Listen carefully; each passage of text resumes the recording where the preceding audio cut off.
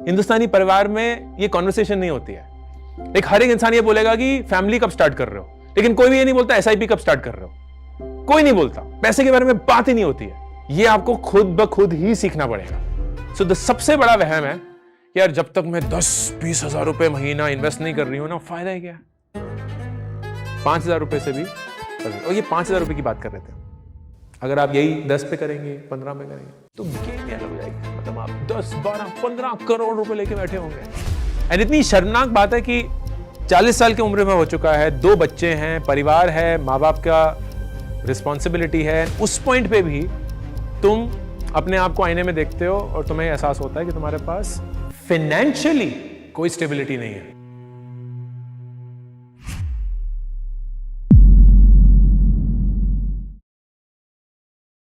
Hello sir, making awareness cool while doing epic shit.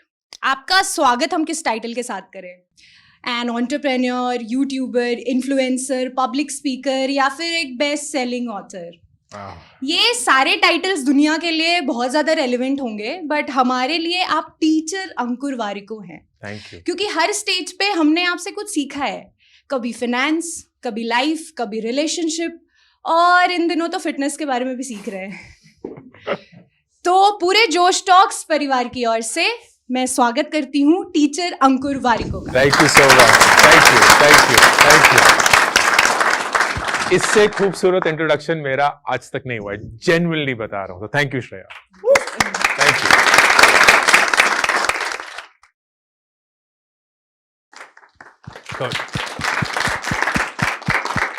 Hi sir, मेरा नाम हिमांशु है। मेरा आपसे एक सवाल ये है कि आपका एक कौन सा ऐसा पर्सनल बिलीफ या पर्सनल ओपिनियन है जिस पर आप इतना यकीन करते हैं, इतना हद तक यकीन करते हैं कि अगर आप पूरी दुनिया भी आपके खिलाफ हो जाए तो कभी आप उस बात को या पर्सनल बिलीफ को नहीं छोड़ेंगे? हाँ, बड़ा अच्छा सवाल पूछा आपने हिमांशु, थैंक यू यार। ये थोड़ा सा, अब क्योंकि सवाल ही ऐसा है तो थोड़ा कंट्रोवर्शियल टेक ही होगा।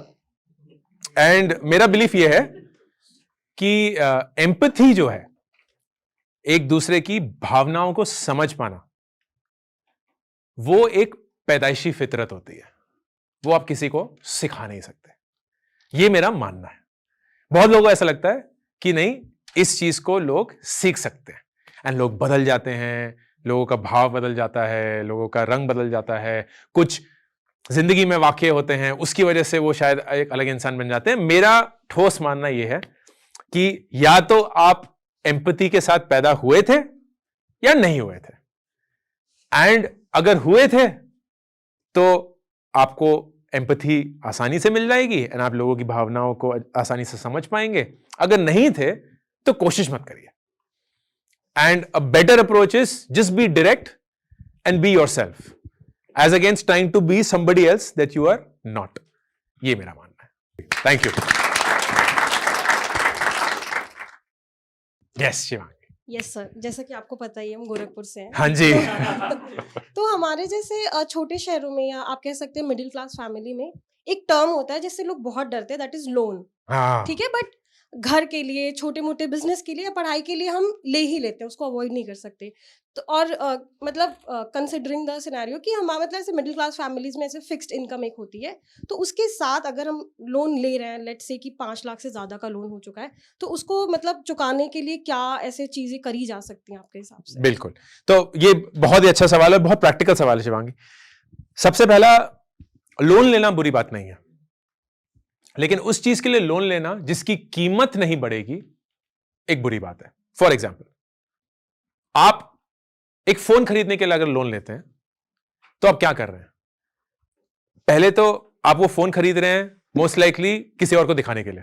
IPhone protein max, pro max, protein max, pro max, titanium, जो भी है, राइट। तो 1,75,000 रुपए उसमें चले गए हैं। उसके लिए आपने लोन भी ले लिया है, जीरो कॉस्ट ईएमआई तो थी, लेकिन 12% प्रोसेसिंग फीस या कुछ ऐसे बकवास दे दिया आपने लोगों को दिखाने के लिए। फिर आप फोन करेंगे। आज मैंने वो रील देखी थी कि लोग कर रहे हैं, हाँ भाई, हाँ अंकुर, हाँ मैं अपने iPhone pro max 14 like titanium से बोल रहा हूं। तो लोग ऐसे ही करते हैं, like the minute you buy that phone, it's the wrong idea to take a loan to buy something that will depreciate in value. उस फोन की कीमत बढ़ेगी तो नहीं, घटेगी। चाहे वो फोन हो, चाहे वो कोई गैजेट हो, चाहे वो कपड़े हो, चाहे वो पर्सनल लोन ले लिया हो कुछ ऐसा करने के लिए जिसको पता है आपको वैल्यू नहीं होगी. But on the other hand, to take a loan for something that will appreciate in value, education. कल की बात है, कल रात को साहिल नाम के एक फाउंडर हैं, एक काफी इंटरेस्टिंग कंपनी है यूएस में, गमरोड के नाम से. तो उसके फाउंडर हैं, वो इंडियन अमेरिकन हैं, तो दिल्ली पहली बार आए हुए थे, मैंने उनको होस्ट किया था. तो उसके बाद Q&A सेशन चल रहा था, ऐसे ही काफी लोग थे. तो एक ने पूछा था कि अंकुर आप ISB से हैं, जहां से मैंने अपना MBA किया था, इंडियन स्कूल ऑफ बिजनेस. तो आपने 2005 में किया था, लगभग 20 साल पहले. लेकिन आज की डेट में क्या आप अभी भी रेकमेंड करेंगे कि किसी को ISB जाना चाहिए? और मैंने बोला 100%. बोलते हैं 40 लाख रुपए का लोन, ये कोर्स है अंकुर, उसके लिए लोन लेना पड़ेगा. 40 लाख रुपए आप कैसे जस्टिफाई करेंगे? और मैं बोला ऐसे अगर सोचोगे ना तो डर लग जाएगा. अब मैं एक अलग इसका ट्विस्ट देता हूं. अगर मैं आपको बोलूंगा कि एक साल के लिए आप 1000 लोगों के साथ एक कैंपस पे रहेंगे, जिसमें से कम 50-60% लोग अगले 10 साल में जाके CXOs बनेंगे, CEO बनेंगे, COO बनेंगे, CFO बनेंगे, चीफ प्रोडक्ट ऑफिसर बनेंगे, हेड ऑफ अ कंपनी बनेंगे, APAC के हेड बनेंगे, गारंटीड है. एंड उन लोगों के लिए आप उनके परिवार समान होंगे. हाउ मच वुड यू पे for that? Like how much would you pay for staying 1 year with 1000 people, of which 500-600 people almost guaranteed, जैसे स्टॉक मार्केट guaranteed, 10 साल के अंदर अंदर जाके एक बहुत ही अच्छे औहदे पे बहुत बढ़िया बढ़िया कंपनियों में दुनिया भर में फैले होंगे. कितना पे करेंगे आप इस चीज के लिए? And then the answer is unlimited, right? इसके लिए आप कोई मोल नहीं है, ये तो इनवैल्यूएबल है. इसके लिए आप सडनली आप 40 लाख रुपए एक साल का कोर्स लेके देखेंगे तो फिर तो भाई आप ट्रांजैक्शन कर रहे हैं. लेकिन इट्स ऑलमोस्ट लाइक यार सबसे best life partner for Saumya अगर मिल जाए, and not that he should ask for money, but let's say there is a marketplace for guys and she can buy the best possible life partner for herself. How much should Soumya be willing to pay? And the answer is unlimited. क्योंकि अगर वो सही इंसान मिल गया, जिंदगी बन जाएगी. वो 40 लाख रुपए तो हम कितने ही टाइम में आराम से वापस कमा लेंगे. The same for education. So when you take a loan for an investment in yourself, in something that will appreciate in value, that is a good loan to take. तो मैं बहुत बार बोलता हूं एजुकेशन के लिए बिल्कुल लोन लीजिए, लेकिन वारिको इंस्टीट्यूट ऑफ टेक्नोलॉजी में जाने के लिए नहीं, राइट? रैंडम कॉलेज में नहीं जाना है. सबसे बढ़िया कॉलेज में जाने के लिए जितना लोन लेना पड़े बेफिक्र लीजिए. लेकिन ये घटिया वारिको इंस्टीट्यूट ऑफ मैनेजमेंट ना, वहां से MBA नहीं करना है. करना है तो सबसे बढ़िया जगह से, या तो फिर सीधे YouTube से. बीच में कुछ नहीं होना चाहिए.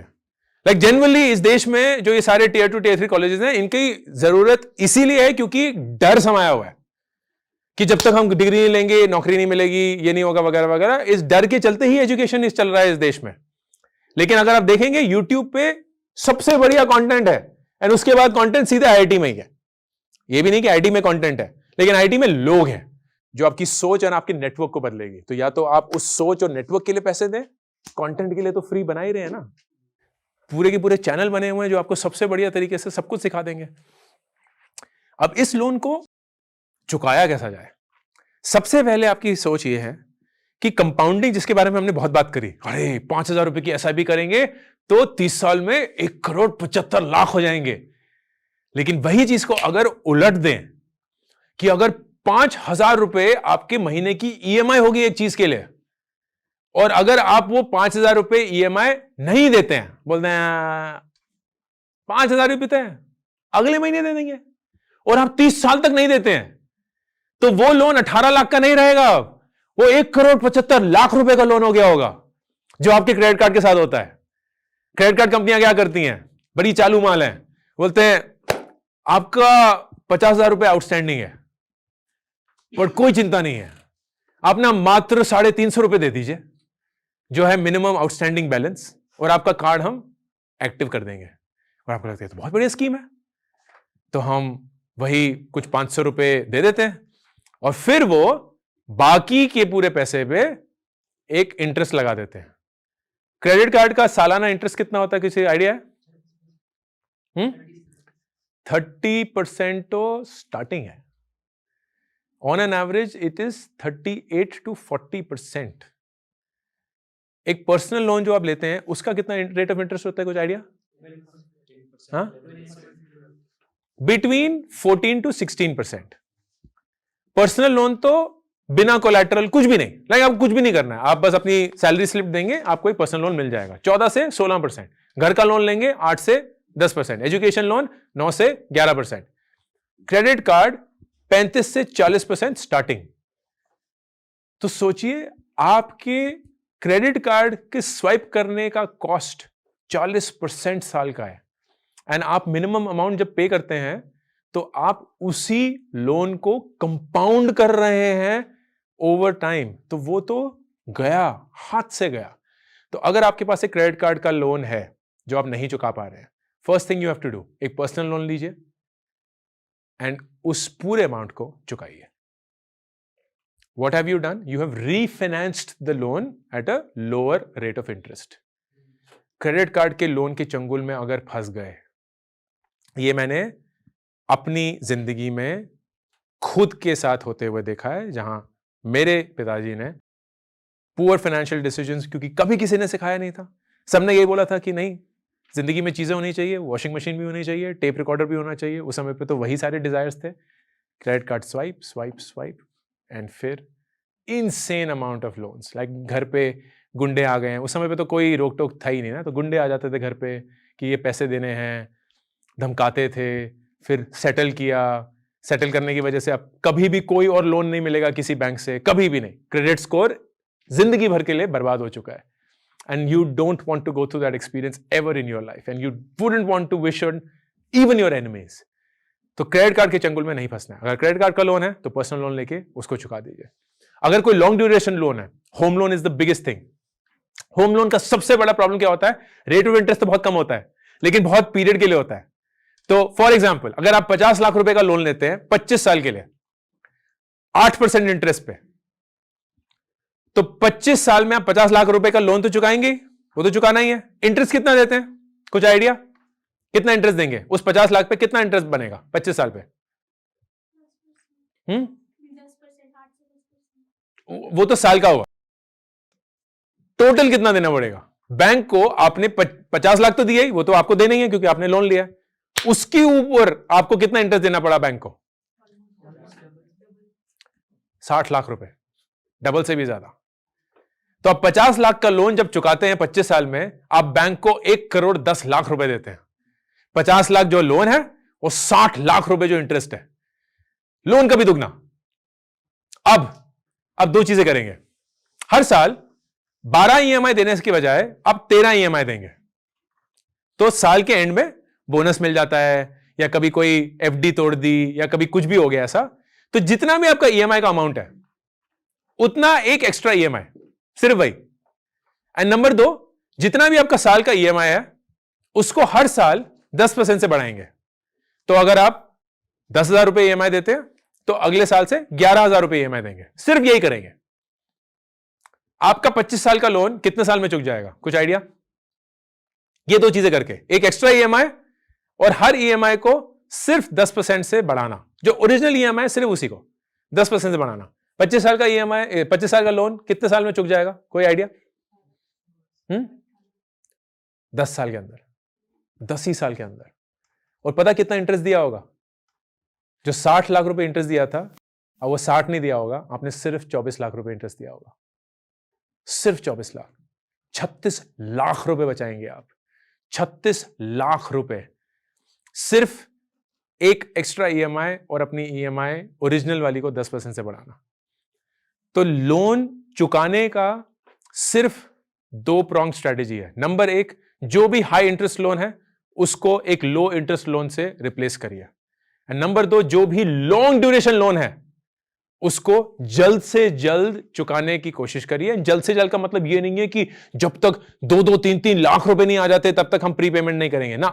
अगर आप वही एसआईपी के अप्रोच से डिसिप्लिन फैशन में, कि हर साल at the end of the year पूरी शिद्दत के साथ एक एक्स्ट्रा ईएमआई, और बैंक के पास जाकर बोलना कि यार इस साल मेरी ईएमआई इतने से बढ़ा दो, बस.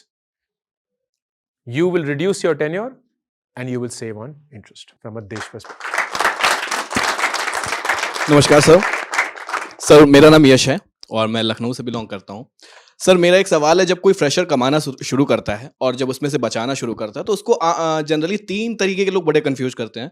पहले तरीके वो जो कहते हैं कि अपने ऊपर इन्वेस्ट करो, दूसरे वो कहते हैं जो स्टॉक में लगाओ या मार्केट में लगाओ, और फिर तीसरा जो बची खुची कसर है वो इंस्टाग्राम के इन्फ्लुएंसर पूरी कर देते हैं. वो ट्रैवल फ्रीक जो होते हैं वो डाल देते हैं कि सैर कर दुनिया की गाफिल जिंदगानी फिर कहाँ, जिंदगानी अगर रह गई तो फिर नौजवानी फिर कहाँ.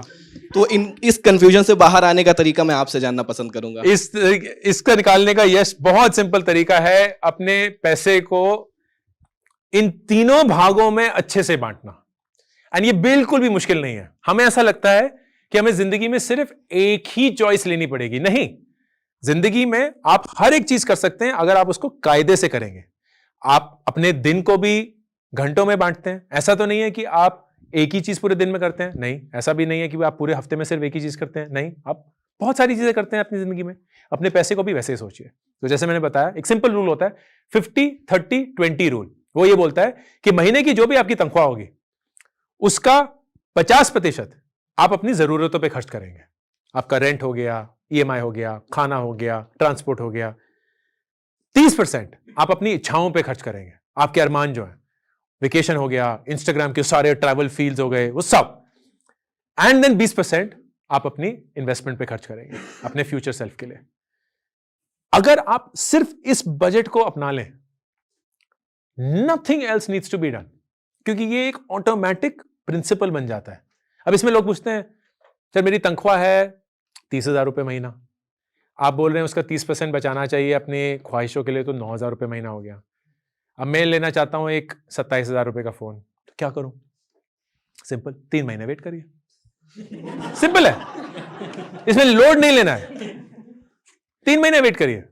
तो एंड ये वाकई की बात है, कल ही की बात है. एक ईमेल आया था कि सर मेरी ये तनख्वाह है, मैं महीने के सिर्फ 1,500 रुपये बचा पाता हूं एंड मैं एक 30,000 रुपये का फोन लेना चाहता हूं, तो मैं कहां इन्वेस्ट करूं? मैंने, दोस्त ऐसा तो कोई इन्वेस्टमेंट है नहीं जो 1,500 के 30,000 बना देगा. तो अगर तुम सोच रहे हो तो उसका तो सिर्फ एक ही नाम है और वो है लॉटरी की टिकट. बाकी अगर कायदे से करना है तो 18 महीने वेट करना पड़ेगा. तो समझ लो सर 18 महीने क्यों? क्योंकि 18 इंटू 1,500 27,000 रुपये होते हैं. ओ नहीं सर ये तो बहुत लेट है, तब तक तो ये हो जाएगा, वो हो जाएगा, वो हो जाएगा. तो फिर जैसे ही, and it goes back to the same thing, जैसे ही अपनी जिंदगी में एक मकाम पे पहुंचने के लिए तुम एक टाइम स्टैम्प डाल देते हो ना, तुम गलतियां करना शुरू कर देते हो. ये सबसे सिंपल रूल है लाइफ का. The minute you add a timeline to a goal, you start making mistakes. जब भी आप अपने मकाम के साथ एक टाइमलाइन या एक डेडलाइन अटैच कर देते हैं, आप गलतियां करना शुरू कर देते हैं. तो वो इंसान जिसने मुझे ईमेल लिखी है, वो अगर मेरी बात नहीं मानेगा 18 महीने वेट करने की, तो वो क्या करेगा? उसको कल एक एसएमएस आएगा और वो एसएमएस में लिखा होगा, वारिकू स्टॉक सिर्फ 70 पैसे का, आज ही खरीदिए, 5 दिन में 5 रुपए का होने वाला है. और वो जाके 1,500 रुपए उस 70 पैसे के स्टॉक पे डाल देगा.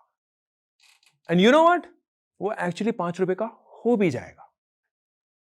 तो उसके 1,500 रुपए अब करीब 10,000 रुपए बन गए होंगे.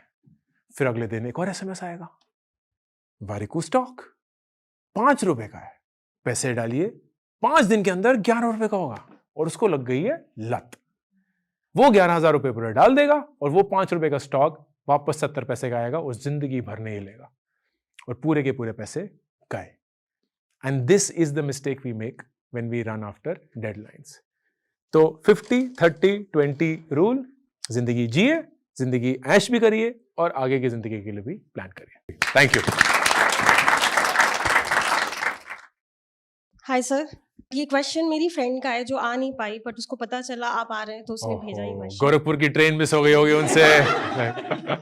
बताइए शिवांगी। ठीक है, तो सर मतलब अभी उसकी जैसे वैसे तो सैलरी ओपनली डिस्कस नहीं करते, बट सिंस उसने ये क्वेश्चन पूछा है सो आई एम आस्किंग यू हाँ कि उसकी सैलरी अभी 30,000 है और अभी वो हैदराबाद में रहती है, तो उसका रेंट वेंट का 10-12 हज़ार चला जाता है, ठीक है। 3,000 मतलब 5-6 हज़ार खाने पीने में चले जाते हैं, 2-3 हज़ार ट्रांसपोर्टेशन में चले जाता है और कुछ दोस्तों के साथ पार्टी वार्टी करने में, तो ले दे के महीने के अंत में 3-4 हज़ार बचते हैं।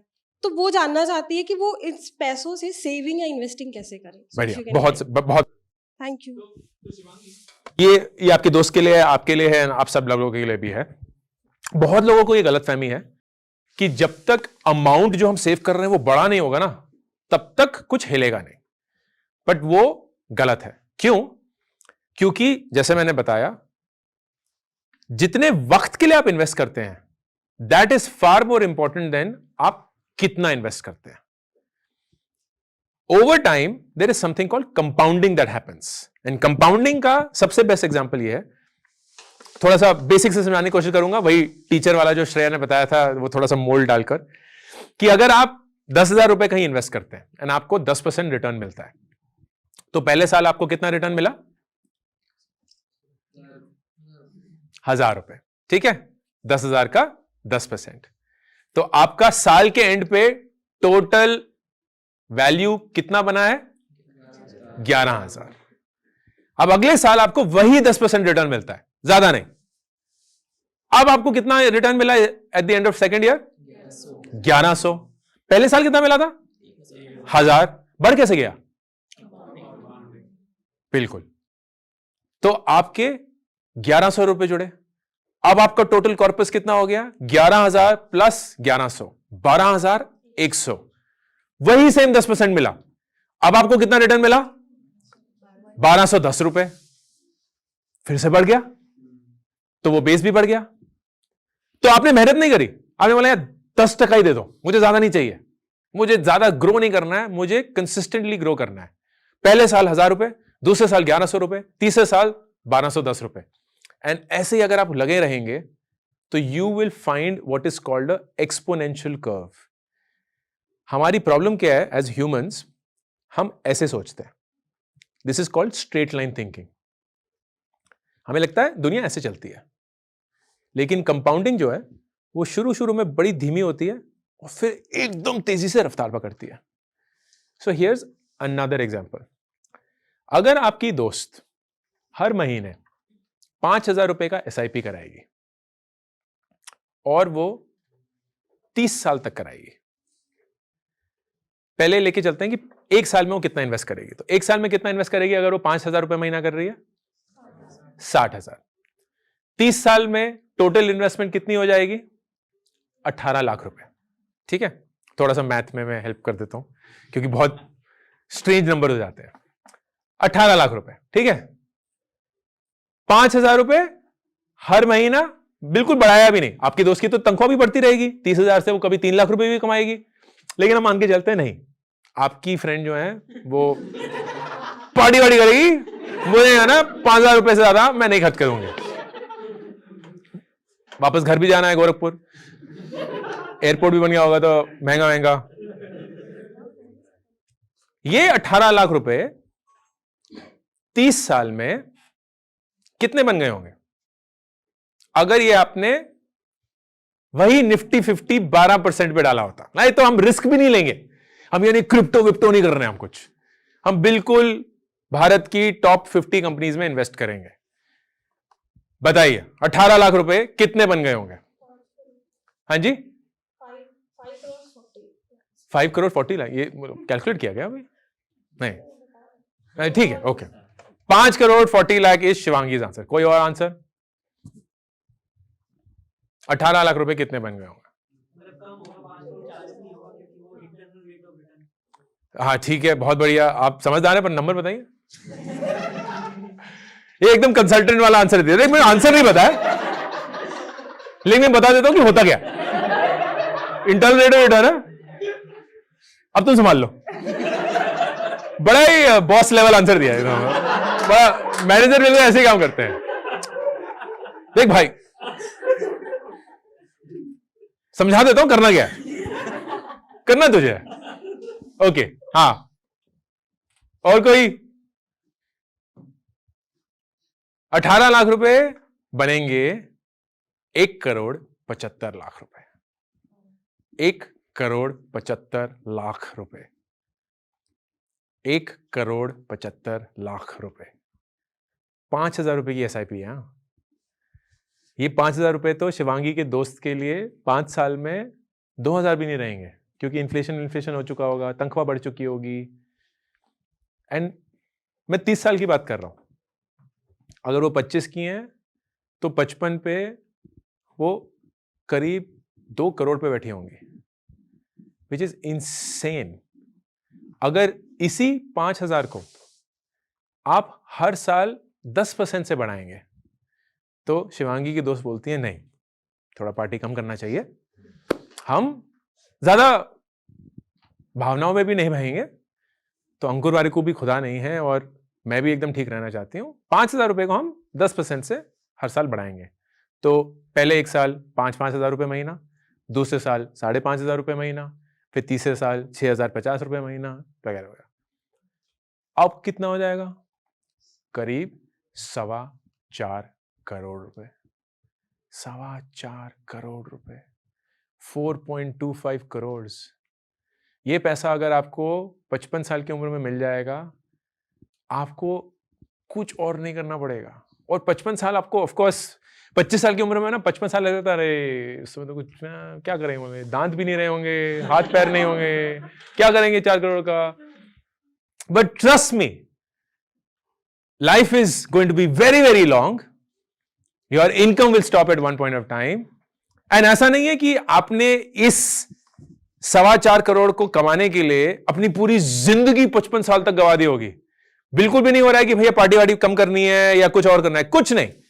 प्लीज बजट, जो भी आपके महीने की तनख्वाह आएगी उसमें से कुछ अमाउंट आपको खर्च करना ही है जिंदा रहने के लिए। रेंट पे, खाने पे, बिजली पानी पे, ट्रांसपोर्ट पे। कुछ अमाउंट आप कायदे से बजट करके अपनी खुशियों के लिए भी खर्च करिए। फोन खरीदना है, कपड़े खरीदने हैं, बाहर खाना खाना है, पार्टी करना है, वेकेशन करना है, बिल्कुल करिए, आराम से कर सकते हैं। लेकिन अगर आप अपने आप से वादा कर लेंगे कि यार 20% मेरी तनख्वाह का हर महीने मैं इन्वेस्ट करूंगी ही करूंगी, 20%, then you will save your entire life from any damage possible financially.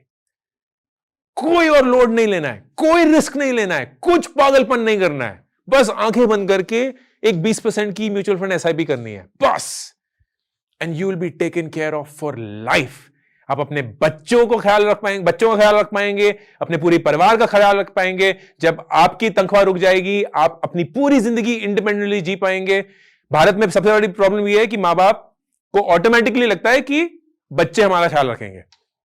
रख गए तो बहुत अच्छा है, लेकिन अगर नहीं रख गए तो फिर क्या करोगे? लाइक रोते फिरते तो नहीं भागोगे ना, अपनी जिंदगी भी तो तुमने जी ही है। तो you have to be like an independent person. More so आपके अगर बच्चे हुए, पहले तो क्वेश्चन मार्क किया कि बच्चे करेंगे कि नहीं करेंगे, वैसे ही कम कर रहे हैं, लेकिन अगर आपने कर भी दिए तो ये तो मैं गारंटी लिख सकता हूं कि आपके बच्चे आपका ख्याल नहीं रखने वाले, क्योंकि वो मार्स पे होंगे।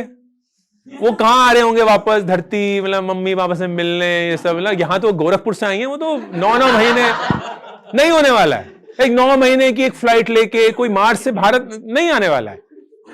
तो ये खत्म हो चुका होगा, कोई किसी का ख्याल नहीं रखना होगा, सब अपनी अपनी जिंदगी जिएंगे। तो you have to plan for your life starting today, and that doesn't mean any big sacrifice. लोगों को ये लगता है कि द सबसे बड़ा वहम है कि यार जब तक मैं 10-20 हजार रुपए महीना इन्वेस्ट नहीं कर रही हूं ना, फायदा है क्या? 5,000 रुपए से भी, और ये 5,000 रुपए की बात कर रहे थे हम। अगर आप यही 10 पे करेंगे, 15 पे करेंगे, तो गेम ही अलग हो जाएगी। मतलब आप 10, 12, 15 करोड़ रुपए लेके बैठे होंगे, and you will never have to think. But the key is start early, क्योंकि वो 30 साल देने होंगे। वो 30 साल अगर दे दिए, दैट्स इट। तो अब इस सेशन की हम समाप्ति की तरफ बढ़ रहे हैं। आपने हमें 3 घंटे दिए, अपने अनुभव, अपना विजडम, अपनी आप सब लोगों ने 3 घंटे दिए, मैंने क्या तो दिया? सब एक बार अंकुर के लिए तालियां बजाइए। Thank you. बस लास्ट में जो स्टॉक्स हिंदी या जितने भी चैनल्स पर हम कंटेंट रिलीज करेंगे, जो व्यूअर्स देख रहे हैं, अंकुर की एक नई बुक आने वाली है, एक बार हम जानना चाहते हैं वो बुक किसके बारे में, और उसमें क्या क्या पढ़ने के लिए मिलेगा, और उसकी और क्या क्या इन्फॉर्मेशन आप देना चाहते हैं, हमारे साथ शेयर करना चाहते हैं? ये प्रोमो नहीं है, ये देव ने आखिरी में डाल दिया है। लेकिन ये बुक मेरे दिल के बहुत करीब है, क्योंकि जैसे मैंने बताया कि जब मैं अपने 20s में था, मैंने पैसे को लेकर इतनी गलतियां करी कि 40 साल की उम्र तक, यार मैं मजाक नहीं कर रहा हूं जब मैं ये बोल रहा हूं, 40 साल की उम्र तक मेरे पास कोई सेविंग का कॉन्सेप्ट नहीं था। जो भी सारा मेरा पैसा था वो मेरे स्टार्टअप के स्टॉक्स में फंसा हुआ था। मैंने कभी भी उसको कैश में कन्वर्ट नहीं किया था। तो मैं कागज पे तो बहुत अमीर था, लेकिन असली जिंदगी में बैंक में कुछ भी पैसे नहीं थे। एंड इनकम जनरेट करना सबसे फंडामेंटल सी एक चीज थी। एंड इतनी शर्मनाक बात है कि 40 साल की उम्र में हो चुका है, 2 बच्चे हैं, परिवार है, माँ बाप का रिस्पॉन्सिबिलिटी है, उस पॉइंट पे भी तुम अपने आप को आईने में देखते हो और तुम्हें एहसास होता है कि तुम्हारे पास फाइनेंशियली कोई स्टेबिलिटी नहीं है। And when I sat down to think about this, I realized it is because किसी ने भी, ना स्कूल ने, ना कॉलेज ने, ना माँ बाप ने, किसी ने भी पैसे के बारे में कभी कुछ सिखाया ही नहीं। हमें सिर्फ एक ही चीज सिखाई गई थी कि नौकरी करके पैसे या तनख्वाह कैसे कमाते हैं, सिर्फ यही सिखाया गया था। हमें कभी भी ये नहीं सिखाया गया था कि उससे फाइनेंशियली इंडिपेंडेंट कैसे बनते हैं, क्योंकि जिंदगी भर नौकरी तो नहीं कर पाएंगे ना। किसी ना किसी पॉइंट पे, चाहे वो 60 पे हो या 40 पे हो या 70 पे हो, कभी ना कभी तो शरीर ही हाथ खड़े कर देगा और बोलेगा नहीं हो पाएगा दोस्त। उस पॉइंट पे आप अपनी जिंदगी कैसे जिएंगे किसी और के ऊपर? सो आई स्टार्टेड थिंकिंग कि वो सारी चीजें क्या है जो काश मुझे किसी ने अपनी 20s में बताई होती। एंड एक ही साधन था, यूट्यूब। तो धीरे धीरे वीडियो बनाना शुरू किया, बेसिक चीजों के बारे में, कंपाउंडिंग के बारे में, स्टॉक मार्केट के बारे में, म्यूचुअल फंड के बारे में, लाइफ इंश्योरेंस के बारे में, हेल्थ इंश्योरेंस के बारे में, पैसे कैसे कमाएं। और बहुत लोग बोल रहे थे 40 साल की उम्र में क्या बकवास कंटेंट में आ रहा है, मतलब ये तो तुझे पता ही है ना। मतलब मुझे पता है, लेकिन बहुत सारे लोग हैं इस देश में जिनको कोई आइडिया नहीं है, और सिर्फ 3 ही लोग हैं इस पूरे ग्रुप में जो इन्वेस्ट करते हैं। और आज भी मुझे मैसेजेस आते हैं, यूट्यूब पे डीएम आते हैं कि अंकुर आप बोल रहे थे कि स्टॉक से ना कंपाउंडिंग होती है, लेकिन स्टॉक तो हम एक ही बार खरीदते हैं, तो कंपाउंड क्या होता है, मतलब वो बढ़ता कैसे है? और मैं बता भाई, मतलब अभी तो इतना लंबा रास्ता बचा हुआ है। मतलब मैं सोचता ना 3.5 मिलियन हो गए हैं तो चलो कुछ तो हुआ होगा, एंड सडनली एक ऐसा कमेंट आता है, होता नहीं, अभी तो 125 करोड़ लोग बचे हुए हैं। अभी तो इतने लोग हैं जिनको कोई आइडिया ही नहीं है कि कैसे होता है ये कंपाउंडिंग भी क्या होती है। तो ये पूरा वीडियो बनाया, और फिर एक ऐसा पॉइंट आया जहां लोगों के कमेंट आने लगे कि सर एक जगह है जहां ये सब दिख सकता है। मतलब कभी कोई सजेस्टेड वीडियो में म्यूचुअल फंड आ जाता है, फिर कहीं स्मॉल केस आ जाता है, फिर कहीं ये आ जाता है, फिर कहीं वो आ जाता है, एक थोड़ा सा ढांचा मिलेगा। एंड फिर सोचा कि यार अगर ढांचा है तो ढांचे का एक बड़ा अच्छा रूप है किताब। तो किताब लिखनी शुरू करी और पैसे के बारे में लिखनी शुरू करी। एंड वाकई में ये किताब उस 20 साल के अंकुर के लिए है जो काश उसे मिली होती, लेकिन मिली नहीं। एंड वही किताब, वही सारी सीख जो गलतियां कर करके मैं सीखा हूं, इस किताब में सिखाने की कोशिश करी है। किताब का नाम है मेक एपिक मनी। बेशुमार पैसा कमाइए, कमाते कैसे हैं वो सीखिए, उस पैसे को यूज कैसे करते हैं वो सीखिए, उस पैसे को इन्वेस्ट कैसे करते हैं वो सीखिए, पैसे को लेकर हम कौन कौन सी गलतियां करते हैं वो सीखिए, कौन कौन सी टेक्निक्स हैं जिससे दुनिया हमसे पैसा लेने की कोशिश करती है वो सीखिए। एंड वो सारा तजुर्बा जो काश मैंने अपने 20 साल वाले अंकुर को दिया होता। Thank you.